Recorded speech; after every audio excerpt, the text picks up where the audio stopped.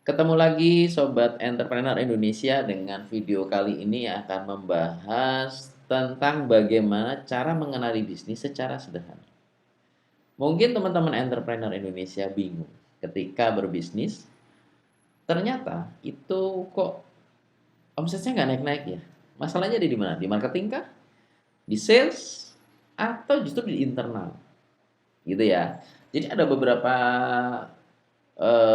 cara sebetulnya untuk mengenali sebetulnya apa sih masalah di bisnis kita? Ada beberapa metode yang bisa digunakan atau tools gitu ya. Dan Kak, sekali ini kita akan menggunakan metode yang menurut saya kok simple gitu ya. Kita menggunakan metode dari Brad Sugar, menggunakan bisnis thesis istilahnya. Jadi bisnis thesis kita akan coba kenali sebetulnya masalah kita di bisnis itu apa sih? Ya. Oke, ya. Bisnis tesis ini sebetulnya bisa teman-teman temukan di buku-buku Brad Sugar yang terkait dengan instan bisnis. Ada instan profit, ada instan team building dan lain-lain gitu ya. Itu banyak sekali dan ini sudah masyhur lah ya untuk bisnis tesis ini. Yang pertama adalah disebut dengan leads. Apa itu leads? Leads adalah upaya untuk mengundang prospek calon pembeli di bisnis kita. Jadi prospek ini orang yang belum beli ya, orang mungkin baru tertarik gitu untuk masuk ke bisa ke outlet, bisa ke website kita, ke akun IG kita, ke akun Facebook dan lain-lain. Jadi leads ini adalah upaya untuk mengundang prospek atau calon pembeli, calon pelanggan ke bisnis kita. Itu disebut leads gitu ya, atau disebut juga orang traffic lah, sering nyebut traffic. Berikutnya ada yang disebut dengan conversion rate. Sebetulnya conversion rate ini adalah istilah proses perubahan atau merubah prospek menjadi pembeli. Jadi ketika ada orang masuk, tanya ke outlet misalnya, itu kita prospek sehingga mereka jadi beli. Nah, ini adalah sebuah proses. Proses sales, proses penjualan gitu ya, mengubah yang orang tadinya hanya datang bertanya-tanya, dia menjadi bertransaksi di bisnis kita.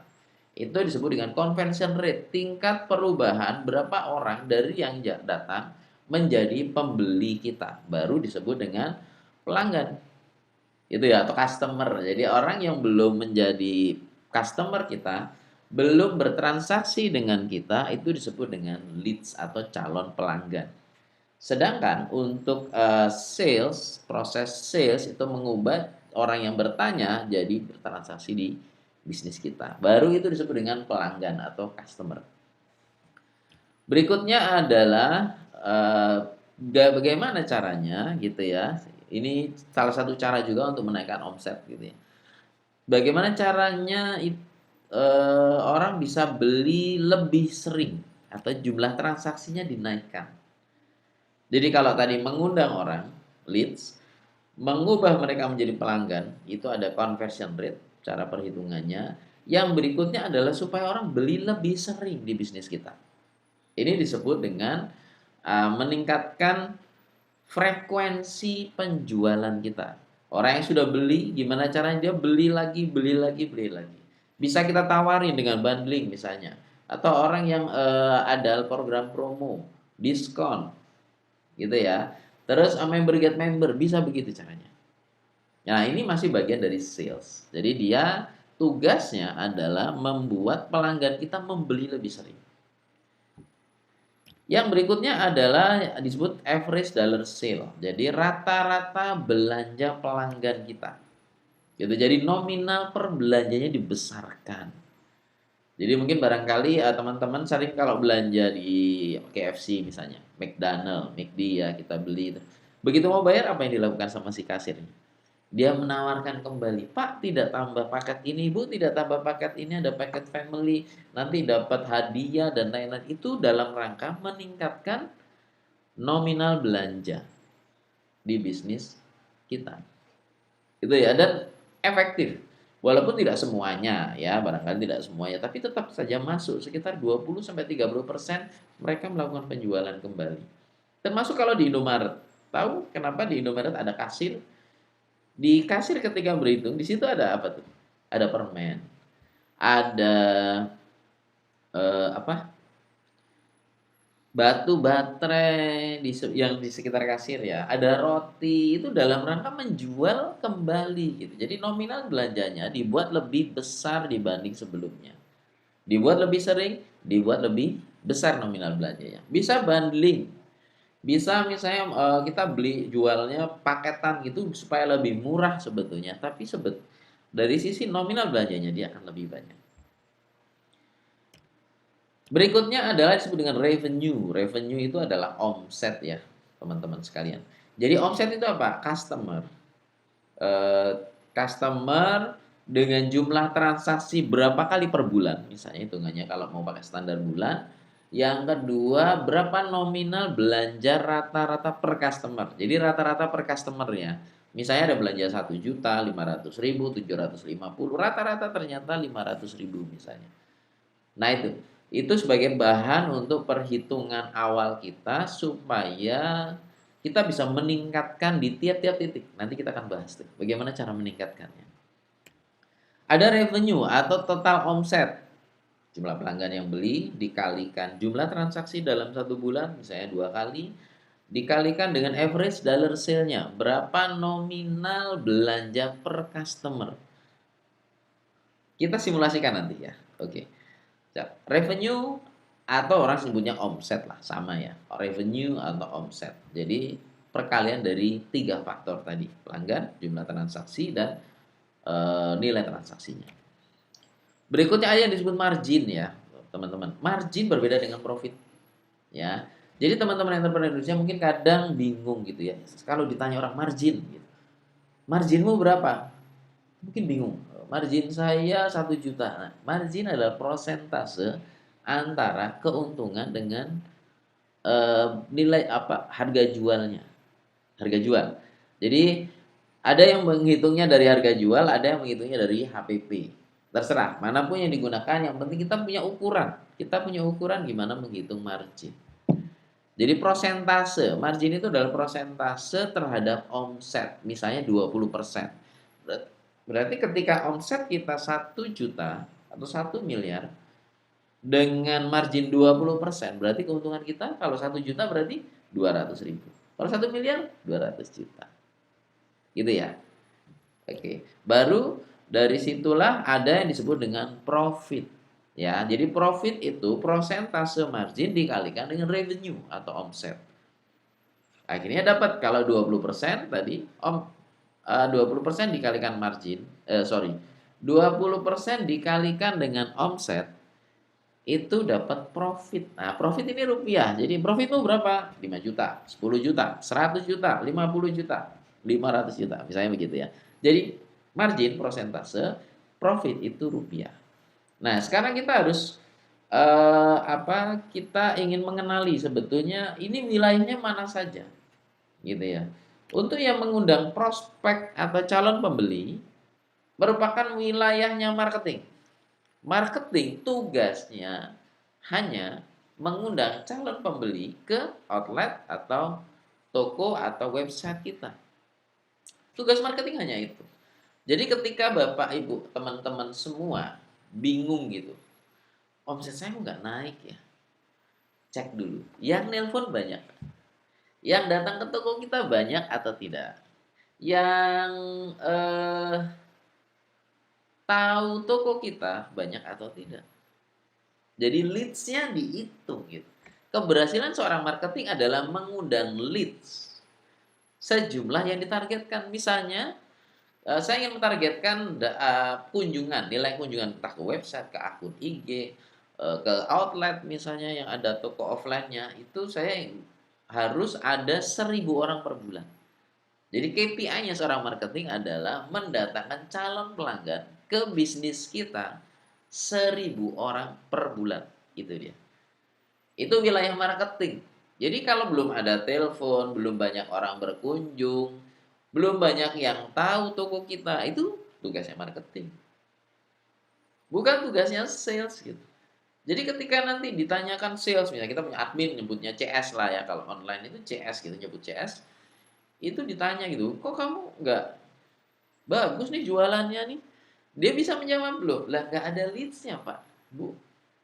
Nggak ada orang datang ke toko kita untuk saya prospek. Nah itu batasan marketing Bapak Ibu ya.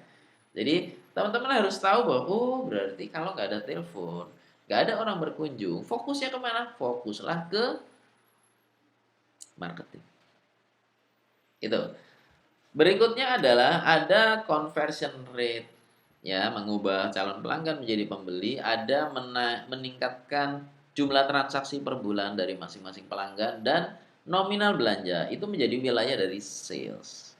Sales itu penjualan, tugasnya adalah merubah calon konsumen menjadi belanja di tempat kita. Itu.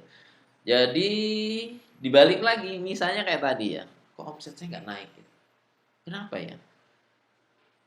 Padahal orang berkunjung banyak, orang chat WA banyak. Ini kenapa ini ya? Nah, baru dicek di bagian salesnya, bukan di marketing. Marketing sudah benar, dia berhasil mendatangkan 1.000 orang. Cuma kok konversinya kecil gitu. Dari 1.000 orang yang beli hanya misalnya 10 orang.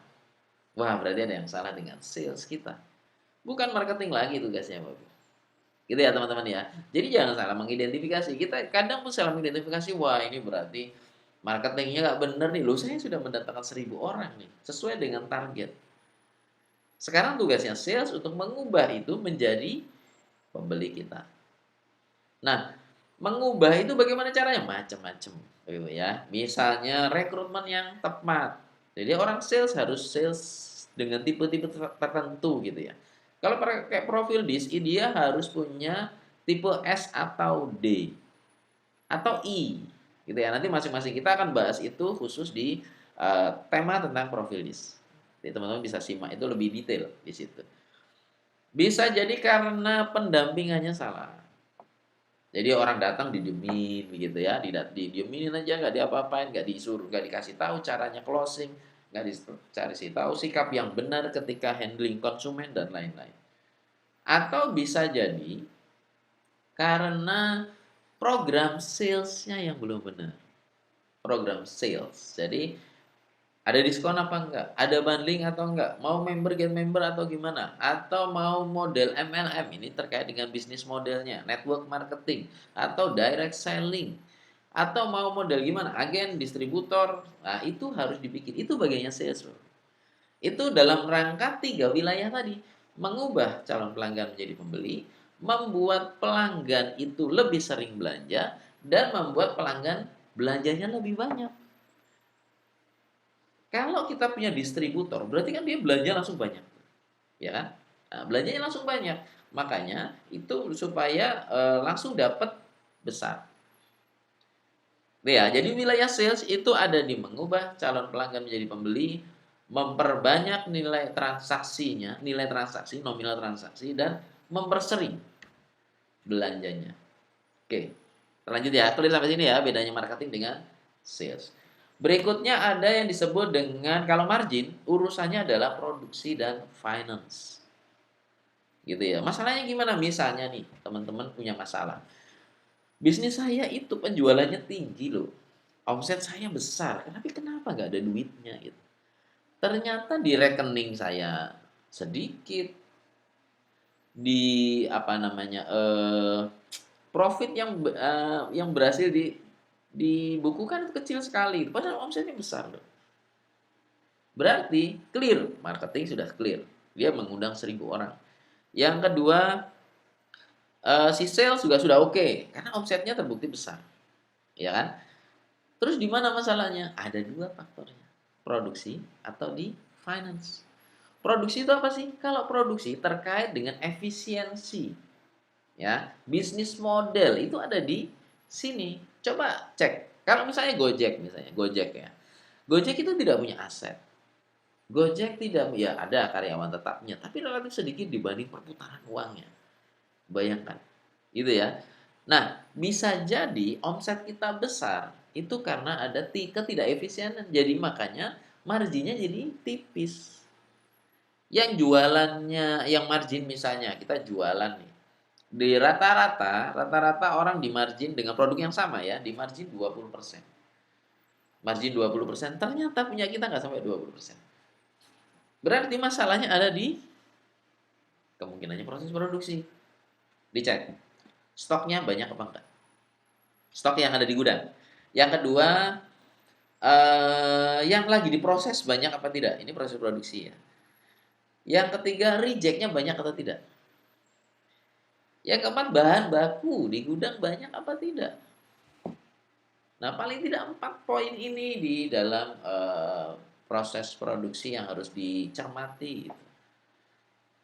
Jangan kebanyakan bahan baku yang numpuk. Itu biasanya kan kita mikirnya sekalian biar murah gitu, tapi kita tidak berhitung gitu. Itu mandek tuh, tidak liquid. Yang kedua, proses. Jadi karena proses terlalu lama, masih ada yang sedang diproses tuh.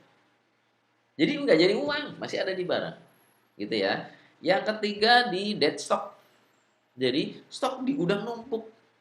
Bisa jadi keputusannya salah gitu. Yang laku produk A, produksi produk B gitu. Jadi banyak numpuk stok. Nah, itu banyak bisa dipetani apa ya?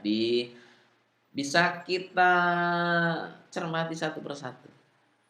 Gitu ya. Jadi bahan baku, proses produksi ada di dead stock dan satu lagi ada di reject. Reject ini proses produksi yang tidak sempurna. Bisa jadi karena orangnya, bisa jadi karena mesinnya rusak, bisa jadi karena SOP tidak jelas dan lain-lain. Contohnya di warung makan. Warung makan itu yang misalnya kalau SOP-nya jelas, itu minyak, minyak buat goreng itu harusnya bisa 10 kali goreng misalnya begitu. Tapi karena kesalahan prosedur, gosong. Akhirnya cuma 3 kali, 5 kali goreng dia harus ganti minyak. Nah, berarti ada yang harus diulik itulah adalah di sisi produksinya. Oh, berarti nggak benar nih gorengnya. Jadi ada pemborosan di minyak goreng. Misalnya begitu. Banyak sekali, apalagi warung makan ya. Ada yang kecil-kecil gitu yang nggak kelihatan. Gitu. Padahal itu kalau diulik, wah banyak banget. Oke, yang berikutnya finance gitu. Gimana kok bisa? Di rugi laba bagus loh ini. Tapi duitnya nggak ada. Ini kan terkait dengan kebijakan eh, keuangan, cash flow misalnya. Contohnya seperti apa? Contohnya begini. Penjualan besar, marginnya sudah oke lah, gitu ya. Tapi modelnya hutang, ya. Jadi kita banyak sekali piutang yang tidak tertagih, teman-teman. Itu masalahnya di kebijakan keuangan. Jadi misalnya kalau online ya, rata-rata kalau online sih ya harusnya sehat kalau online. Artinya karena orang sebelum dikirim dia sudah harus bayar.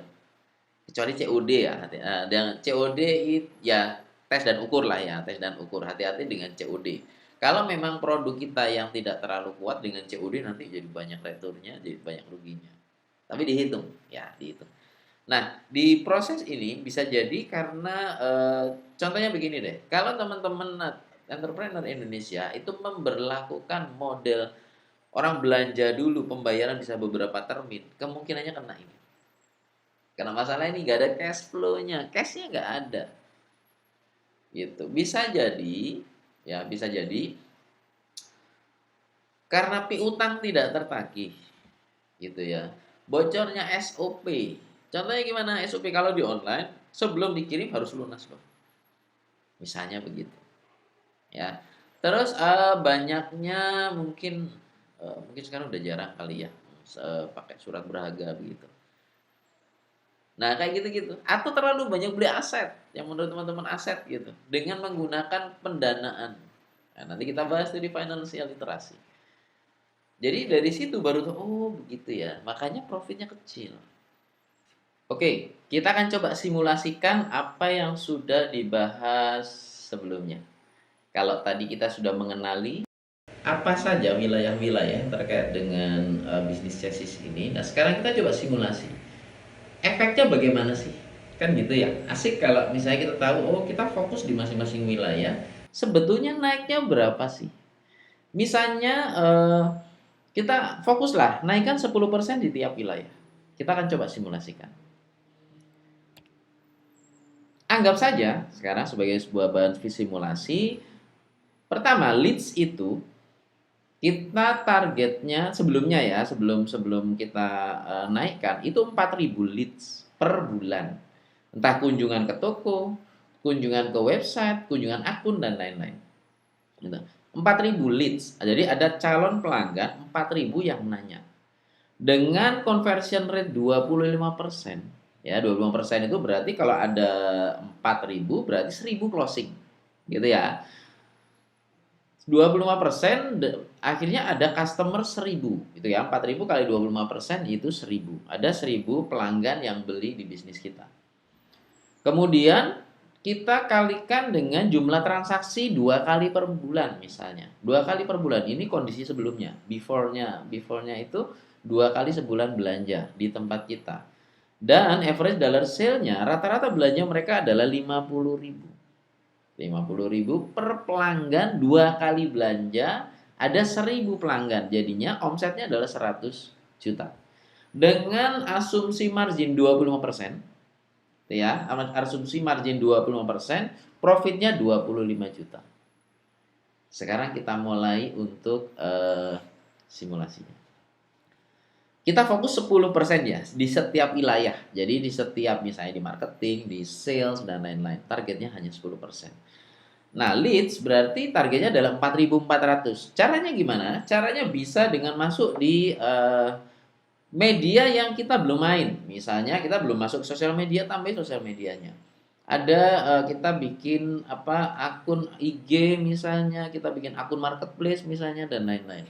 Sehingga tercapai 4.400. 10%-nya saja kita dapat leads 4.400 calon konsumen.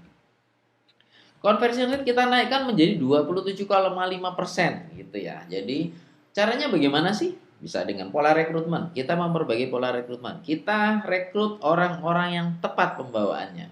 Jadi jangan sampai orang pendiam suruh jadi CS. Wah, repot tuh. Yang kedua bisa jadi dengan proses pendampingannya. Kita ajarin, kita duplikasi. Jadi mungkin ada CS kita yang sudah bagus, kita duplikasi. Kita duplikasi diajarkan ke CS-CS yang lain, ke sales kita yang lain.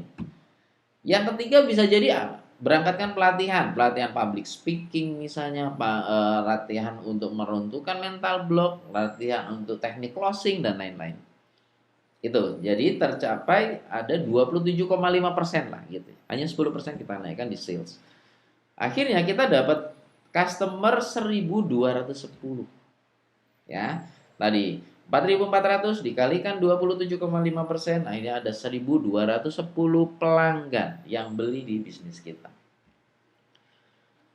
Kita naikkan juga jumlah transaksinya menjadi 2,2 ya, 2,2 mungkin agak susah ngitung gitu ya, 2,5 kali lah ngitungnya. Mungkin satu pelanggan ada yang 3, ada yang 2 gitu lah ya. Jadi ketika kita hitung rata-ratanya jadi 2,2 jumlah transaksi per bulannya. Jadi mungkin bulan ini 2, bulan depan jadi 3 dan lain-lain dan seterusnya.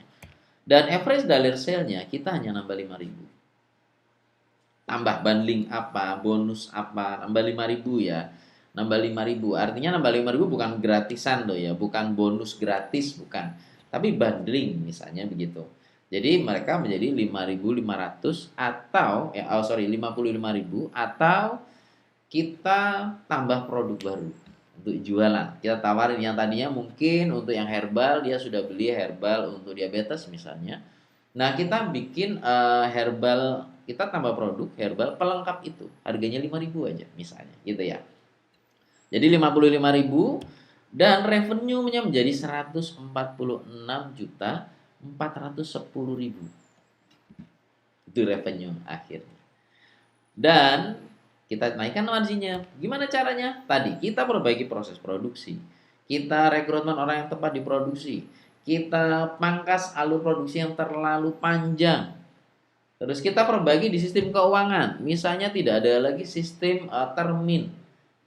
Gitu yang tadinya mungkin kita konsinyasi gitu ya. Kita konsinyasi, kita bikin cash di depan atau tempo. Jadi bukan konsinyasi lagi, tempo pasti dibayar. Dan kita manage piutang kita. Jadi jangan sampai ada piutang tidak tertagih. SOP-nya harus lebih ketat lagi dari sisi penjualan. Di akhirnya profitnya menjadi 40.262.750. Tentu saja ini angka yang disederhanakan ya teman-teman ya. Tapi ini kita ingin tahu efeknya. Ketika kita fokus di satu aja, 10% lah di masing-masing wilayah gitu. Ternyata naiknya bukan 10%, teman-teman. Kita lihat angkanya ternyata di ujungnya di profit itu naik 61%, bukan 10%. Inilah menurut saya hebatnya metode ini. Kita hanya fokus, marketing harus naik tambah 400 orang. Salesnya dinaikin conversion rate-nya jadi 27,5 lah gitu ya, atau 30% lah gitu, bebas ya. Nah itu sebagai kita pakai sebagai KPI dan selanjutnya seterusnya, dan ternyata ujungnya itu bukan 10%, tapi 61%. Profitnya naik 61%. Simpel bukan? Jadi ketika teman-teman entrepreneur Indonesia sedang bingung nih, bisnis saya di mana sih ya masalahnya? Saya tuh bingung gitu. Cek dulu satu-satu. Leads-nya gimana? Kalau masih sedikit yang telepon berarti masalahnya di marketing. Tapi kalau yang nelpon banyak, kok closing sedikit, kemungkinan besar ada di sales-nya. Sales itu wilayahnya apa tadi? Conversion rate, jumlah transaksi, nominal belanja. Gitu ya. Ketika omset saya besar nih sebetulnya, cuma kok nggak ada untungnya, atau kok duitnya nggak ada ya di keuntungannya kecil sekali lah. Nah itu cek di proses produksi dan kebijakan finansial kita. Saya kira itu teman-teman entrepreneur Indonesia. Saya berharap ini bisa cukup membantu kita semua ya, karena ini juga saya pakai untuk menganalisa sebetulnya masalah bisnis kita apa sih. Cara simpelnya pakai itu. Tentu saja ada cara lain yang mungkin buat teman-teman lebih simpel, boleh jadi. Dan saya menggunakan ini sudah cukup lama dan alhamdulillah simpel. Jadi baik di bisnis saya sendiri, bisnis di coach saya, bisnis di teman-teman UMKM yang saya hadapin, ini menjadi simpel. Terima kasih, kita akan ketemu lagi di tema berikutnya. Salam sukses.